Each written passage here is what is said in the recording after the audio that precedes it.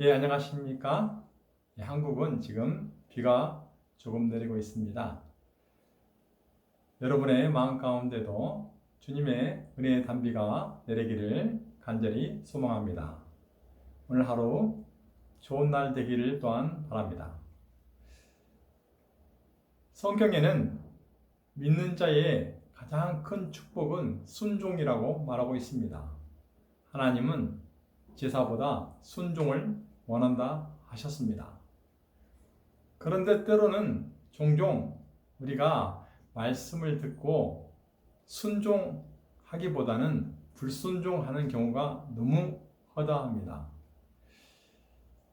그러면 우리가 순종을 하면 하나님을 기쁘게 할 뿐만 아니고 우리가 이 땅에서 행복하고 모든 것이 잘 된다는 게 성경의 약속입니다. 여러분, 순종을 해야 되겠지요? 그런데 그게 마음대로 안 된다는 게 문제입니다. 예수 그리스도께서 우리를 위해서 순종의 길을 다 가셨고 그 순종의 길을 완성한 게 하나님의 의입니다. 그 의를 믿는 자에게 값없이 주는 게 구원이죠. 자, 그렇다면 우리는 구원받은 성도로서 이제 축복을 받는 순종을 해야 됩니다. 자, 다시 순종을 어떻게 하면 되는지 한번 말씀해 보겠습니다.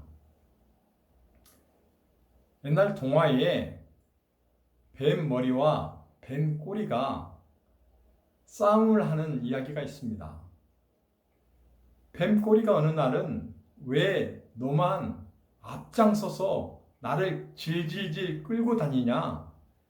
이제는 내가 가고 싶은 대로 한번 가보게. 내 마음대로 좀 내버려 둬. 나를 따라와. 이렇게 말하는 동화가 있지요. 여러분, 뱀 꼬리가 뱀 머리를 끌고 다닌다면 어떻게 될까요?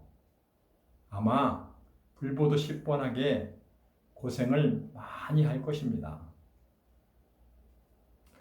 하나님의 말씀도 우리가 은혜가 먼저 주어져야만이 우리의 순종도 부드럽고 또 아주 즐겁게 되는 것입니다.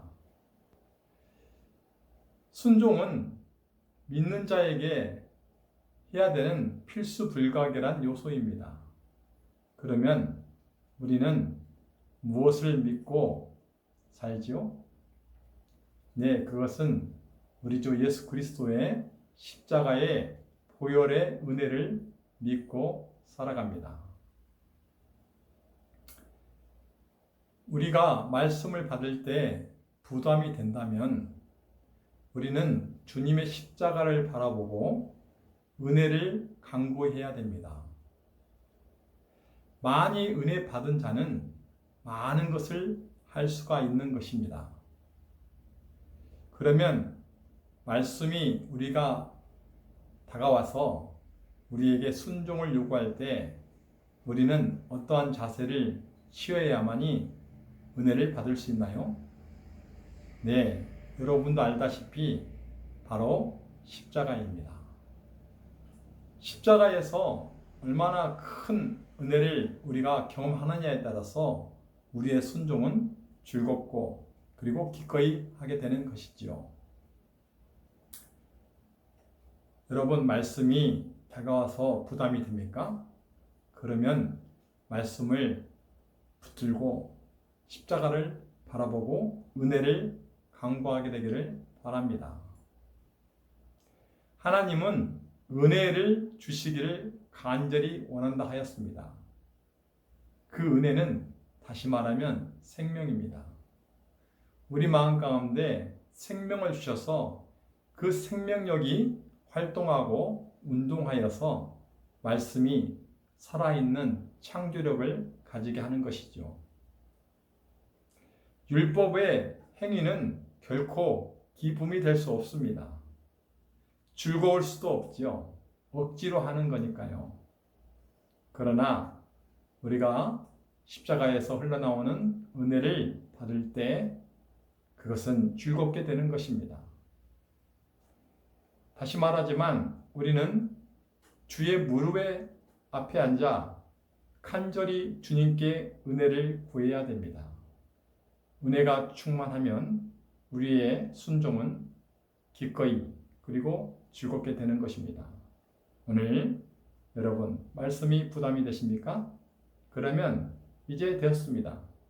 이제 은혜를 구하십시오. 주님, 제가 이 말씀을 순종할 수 있도록 은혜를 부어 주시옵소서. 그러면 우리의 마음과 눈에서 커다란 눈물이 흐릅니다. 그러면서 우리는 기꺼이 순종을 하게 되는 것이죠. 그게 믿음으로 말미암는 의의 경험입니다.